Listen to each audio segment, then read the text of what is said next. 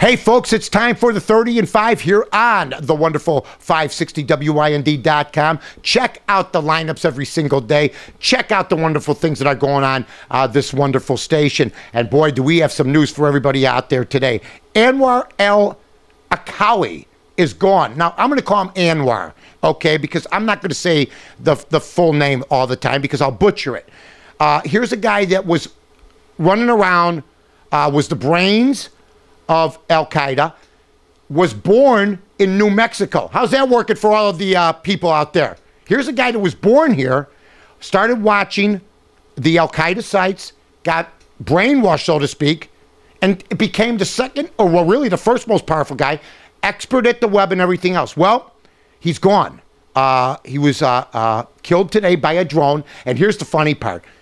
Yemen wants to take credit for this. It was 140 miles away from the Yemen facility, so to speak. The United States, I believe, had something to do with this, whether it's intelligence from the drone or whatever.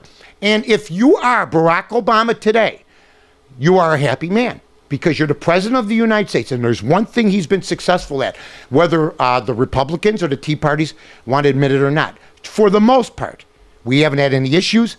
And since he's been in office, 5 or 6 of the top guys are gone. And another guy is in jail, ready to go on trial. So what he's got to do, if he's smart, he leans on this because the economy is going to kill him and everything else is going to kill him. This is the one positive in the Obama administration. I think if you ask any Republican or any conservative or any independent, they were worried about our security. Now, when I hear that it's been flawless since Obama took over, what was Fort Hood?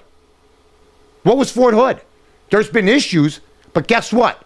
I believe this administration has done one thing right, and it's handling the terrorism situation, which today they're also giving credit to George Bush. They're really giving credit to Bush and Obama for continuing the situation. But Obama, that's a feather in your cap today. And Republicans, especially on Fox today, are gritting their teeth, saying, great job. I know they are, and it is a great job. It's good for everybody and good for the administration. All right, now, Pan Am. Let's go to a lighter note. When stewardesses were stewardesses, when they had 24-inch waists, they had a nice you-know-what, they had a nice you-know-what. They wore uniforms that were hot. And you didn't have a union back then that said you can be as fat as you want, you can be as big as you want, you can barely make it down the aisle. You had standards that were much higher back then. Mixed reviews, though, for the TV show, Pan Am. 11 million people watched it, but stick with it. I don't know how many storylines you're going to get out of it. It's really, I mean, think about this. It's crime story only in an airplane.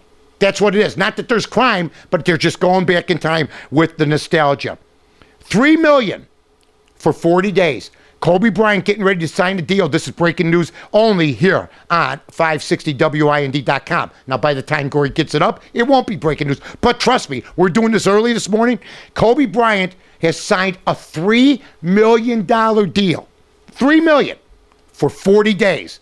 Now, the NBA Players Association has asked Kobe and a bunch of their top players like LeBron and everybody else to come to the talks today between the owners and the players. So Kobe's going to stand up and tell the owners, we'd like this, we'd like this, we'd like that. We'd all like this. Now, we've heard that the hard cap is gone, so the owners have given in on that. We've heard that the players have brought down their percentage, which is good for the owners, okay? But how good is it when Kobe Bryant goes, we want this. Now, I'm going to go play for some money overseas for $3 million.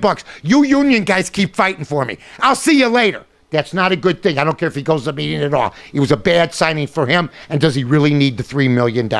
Walter Payton's book's out. I don't have much to say about it, except the guy was one of my best friends. We worked together every single week for a couple of years. We had fun. He shared some stuff with me that I will never bring up, but I will tell you this, in my opinion, and it's only my opinion, this was a hatchet job. When you see John Cass from the Chicago Tribune delving into the sports vernacular, not that John can't. He's from the South Side. But he gave it to him too, calling it unnecessary roughness. I will say this about Walter Payton. Walter Payton was not suicidal. I'll be willing to go there. He loved his life.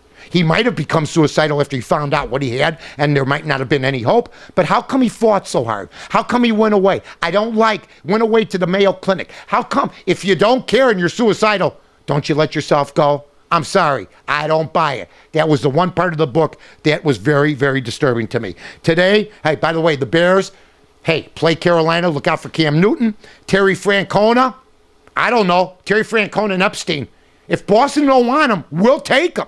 And it's going to be a little windy today, like about 50-mile-an-hour winds. Stay in if you can and be away from the lakefront. People are almost getting blown into the water from what I understand. I'm just telling you that. Just be careful out there. Hey, this has been the Mike North 30 and 5 on wonderful 560WIND.com. I'm Mike North for the Village of Rosemont. From the 9th largest convention center to restaurants to theaters, sports venues, and hotels. 5 minutes from O'Hare, you got it all here. Rosemont, you can't miss it.